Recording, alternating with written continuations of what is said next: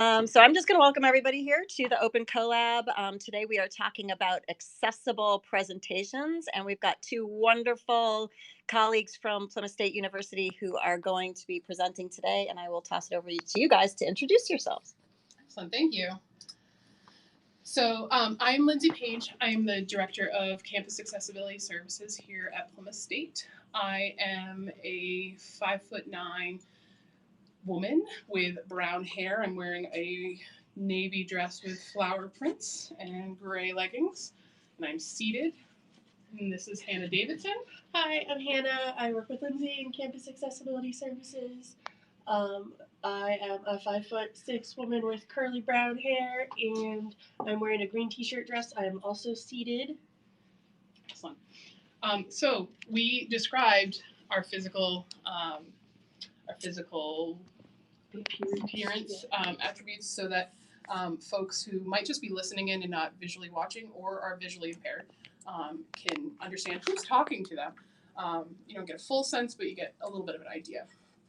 So we provide accommodations, resource referral, and general support for students with disabilities at PSU. As of today, but this number is already out of date, we have 633 students here that are eligible for accommodations. Those students include students with physical diagnoses, learning disabilities, and psychiatric disabilities. Okay. And as we go through this presentation, we're going to continue to sort of like point towards things we're doing that are part of creating an accessible presentation. So we have an accessible presentation about accessibility that we're trying to present accessibly. Yeah, we love it. So Lindsay already mentioned that why we would give a physical description of ourselves, and also she began the modeling of reading every word on a slide, which is counter to some assumptions about best practices in presentations. So we'll continue to do that throughout. We also, if you have noticed, there's a live captioning happening as well. That is amazing. It is free. It's embedded in Google Slides. There's no learning curve. You push the caption button. That's Even it. I could do it. Yeah. Make that face for the viewers, Martha. No idea what Google Slides can do that. Well, shout out to Josie Gray, who taught me this at a conference recently. You might be watching this on Twitter. So the next thing we have here are the goals for our Fast Blast. First, we want to provide an understanding of who benefits from accessible presentations and how they benefit and why. We are modeling accessible presenting techniques. We're going to demo how to add alt text to your images real quick, and then provide some quick do's and don'ts for accessibility. So in addition to the captioning and reading every word, we also, by providing this list of goals and like the point of the presentation, that's another accessibility feature that helps folks with attentional issues as well. So we're not thinking just folks with visual impairments or hearing impairments, but also people who might just need some help focusing on what to suss out of the conversation. And we've done this with simple, clear language, not over-cluttering the slide. So, yeah, it's me. Sorry. I was like, what is this? So we know, especially like the people at this table are mostly folks that are teaching or who are students who have experience with listening to people give presentations in a lecture format.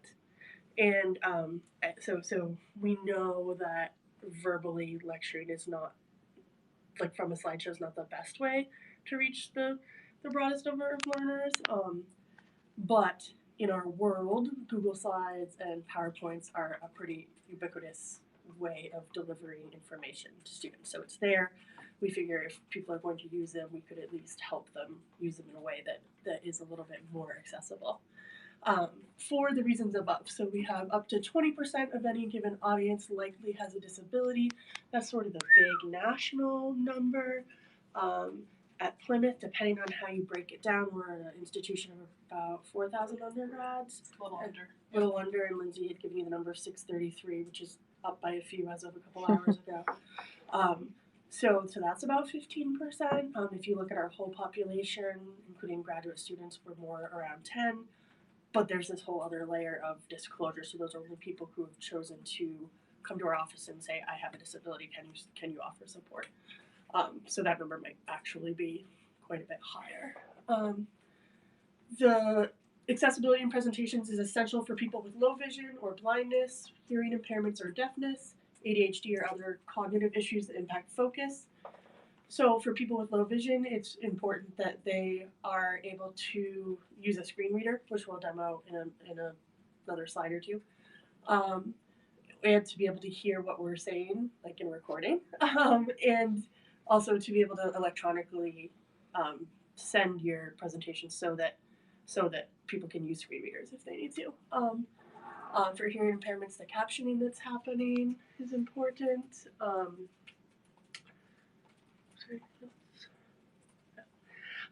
And then, so UDL, which we talk about in here a lot, Lindsay's going to go into for like 2 seconds. It's not a UDL presentation.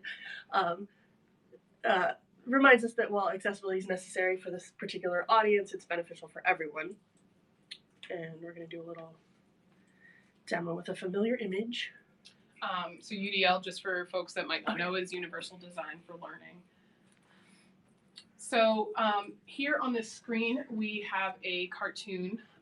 There is a maintenance person shoveling snow on stairs. And there is a person in a wheelchair, and the person in the wheelchair says, "Could you please shovel the ramp?" To which the maintenance worker replies, "All these other kids are waiting to use the stairs. When I get through shoveling them off, then I will clear the ramp for you." And there's several other students that are waiting next to the person in the wheelchair. The person in the wheelchair replies, "But if you shovel the ramp, we can all get in." Mm-hmm. So this is an example of just how universal design could work for all. So shoveling the ramp, everyone gets up, which is, again, emphasizing that in a classroom, universal design helps all, not just students that need accommodations or accessibility. You got a lot of hearts on that. But the irony of this image is this image accessible, Lindsay? No, I cannot see it. It is not. And it's only because you're reading it to me that I know what's happening. Exactly. Mm-hmm. Yeah. And another way, so I'm going to get out of the presentation for a moment. So sorry that the closed captioning goes. But another way to make it accessible would be to include alt text. So here in the presentation, if you were to right click on this and you go to alt text, we have already put this in for you. But if not, I would live be putting this in. So we've titled it UDL Cartoon, which will be picked up here on a screen reader. So then Hannah will demo that right now. Right. So then if we were to click on that for somebody who's using a screen reader. Image. Selected. Slide 4 of 8. Selected. Oops. Image. Alt text titled UDL Cartoon. Double click. Alt text description. School maintenance worker shoveling snow off steps.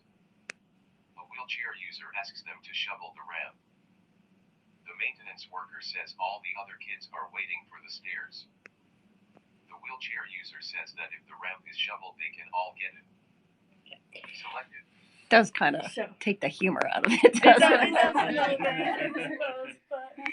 They need better alt text humor voice. You can definitely adjust the voice. It's the generic one. Oh, can you pick? Oh, absolutely. Oh, that's fun. Can you pick Arnold like you can on your Arnold Schwarzenegger like you can on your? I haven't experienced that. You can on your GPS. That's really On your GPS, maybe you can Not pick on mine, but I've heard that the kids have that now. Okay. Our captions went away. So the captions, if you have that enabled, they come when you click present. Yep. Yeah. Okay, there we go. Saw that. Oh, So when you click awesome. present, that bar comes up, and you just click the CC button. Yeah. For a And second, it's pretty accurate. I mean, it's not perfect, It's but pretty good. Pretty good. Yeah. So yeah, with the different screen readers, you can have different voices. Which screen reader were you using? I was using Google Vox. Okay. That's a good question. So Google Vox is free. It's a Chrome extension. There are fancier ones. We use on campus here. We use Read and Write, and Google has a plugin for it as well. You can get it for 30 days free. I don't work for them, but but you can get it. And that you can modify the voices. In fact, Mac users have better choices of voices, in my opinion, on Read and Write. But you can change the voices. You can slow down the pitch. You can speed it up. You can have pauses, things like that. Yeah. So you won't always have that kind of robotic voice, but unless you prefer them, I guess. So. Do the closed captions get recorded, if you will, and saved Oh. for later viewing? Oh, that's a really good question. I don't know. We but will look into so I that. think so my hunch is that That'd be there's amazing. absolutely a way to do it. Yes. I don't know if we. Then have you the just right get a button. transcript Yeah. of your. There was something that said Yeah. preferences on it, so maybe I'll play with it You after. definitely can. Yeah, you definitely can get a transcript. I remember when I learned about this at Open Ed. Okay. Yeah. We'll look at it after. So good. Thank you for asking. Yes. Because you can dictate Google Docs. Yeah. Yeah. you- So there- there's gotta I be just like- don't think yeah. we turned the.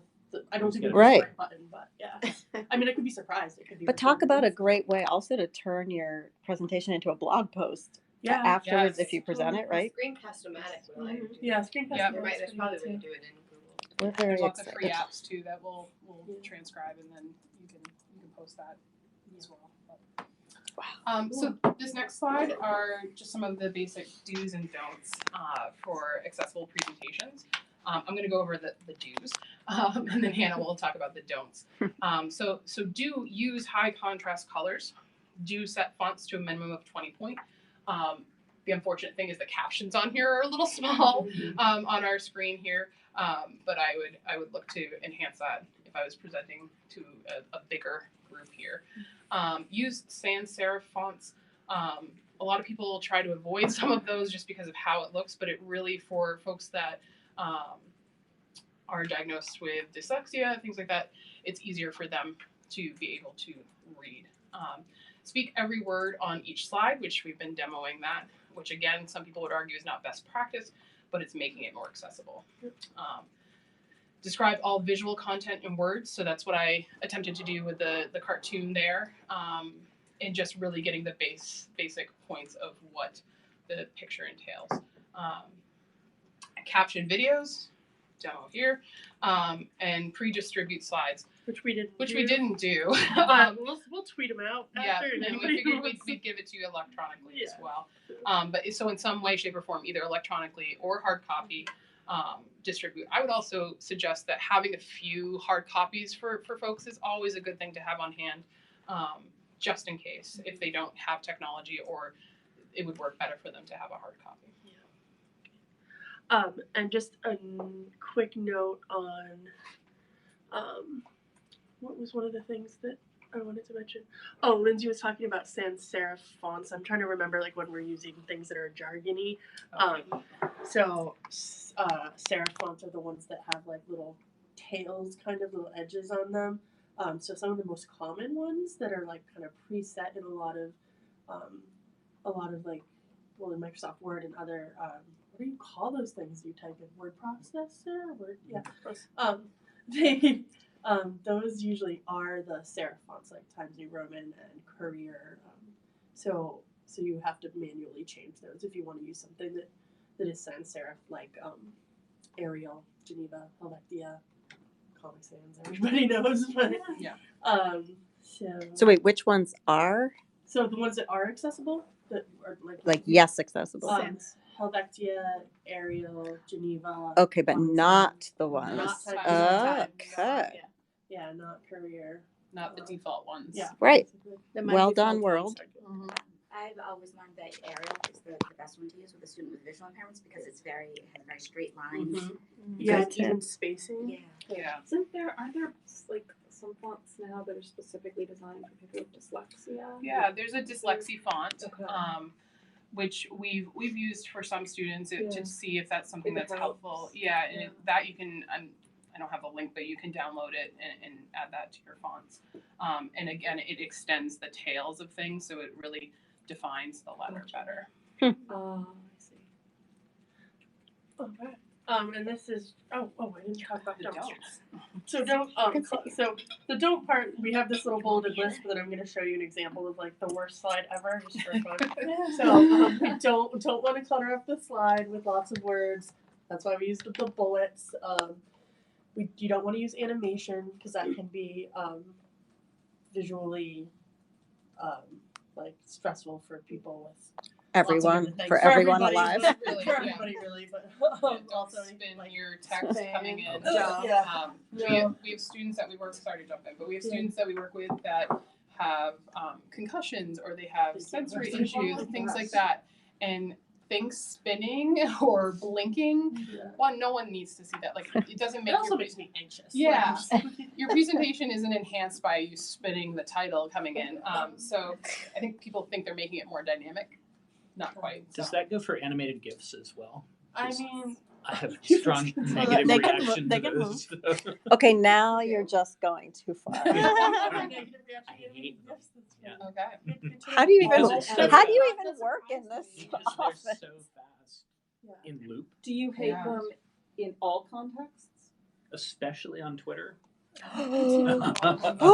I just shared. So we're gonna. I have, Your entire Twitter feed's gonna be spam. yes, I finally figured out how to make them pause and stop and not automatically play because I hate them so much. It's a lot of movement though. If you are Because- scrolling through a feed, like that's a lot of movement, and that can really throw people off. Yeah. I mean, I don't think you hate GIFs. You just hate No. the movement. I mean, I might hate life too. That we cannot a help larger you with. problem. Can't help you with this. Presentation, Matt. So I had something to say about one of those items. You've kind of tried to straddle the line with the reading versus not reading. So what I do with my students is I do not want them to put so much text that if they read it, it's like they're reading, right? Mhm. So yes, I want you to speak all the words that are on the slide, but the slide shouldn't have full sentences. Right. So that should be coming out of your mouth only. So Mm. that's how you Good can tip. balance those. Yeah, Absolutely. Yeah. And that Yes, because then you would be, if you had all of the words, like you said, Then you have to read all then the you're cluttering words. the slide, and then Yeah. And another point about movement, segue from Matt's GIF hatred. Using laser pointers isn't a great idea either. I don't see that so much anymore, but there was a time, maybe 10 years ago, where it was like That was always a red light, red and light. that visual focus. My cat loves them. that's an appropriate use. The Using next time your cat is here for a presentation, we'll make sure. Yeah, and actually, have you asked your cat? He may just be a slave to them. So we try to avoid using jargon or otherwise unclear language for your audience.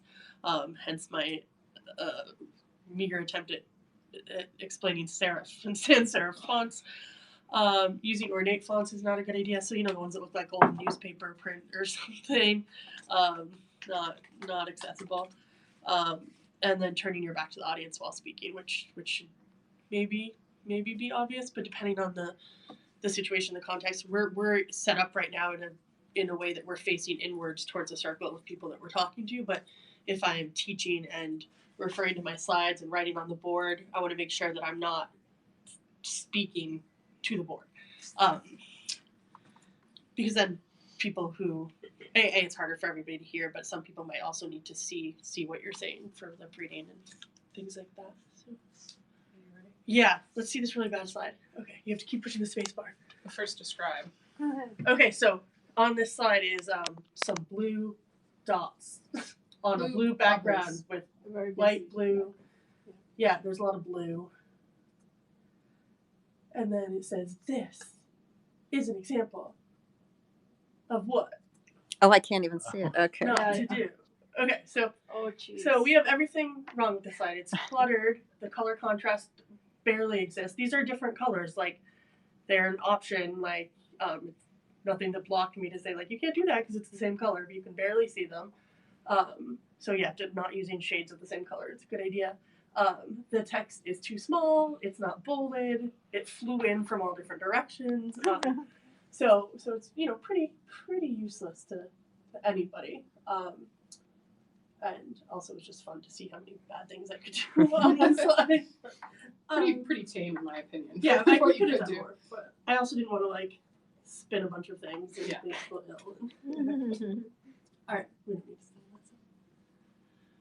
that. Okay, yeah. So we have a few minutes. Maybe we have. I mean, technically, I think we were scheduled till 12:30. We're hanging around until closer to 1. I'm going to so- end our broadcast and thank you guys, and just remind anybody at home or here that we're also going to be posting this video with maybe a link or two that you guys might want to share with us on a resource page, and we'll get that up in the next couple of days. So thanks, you two, and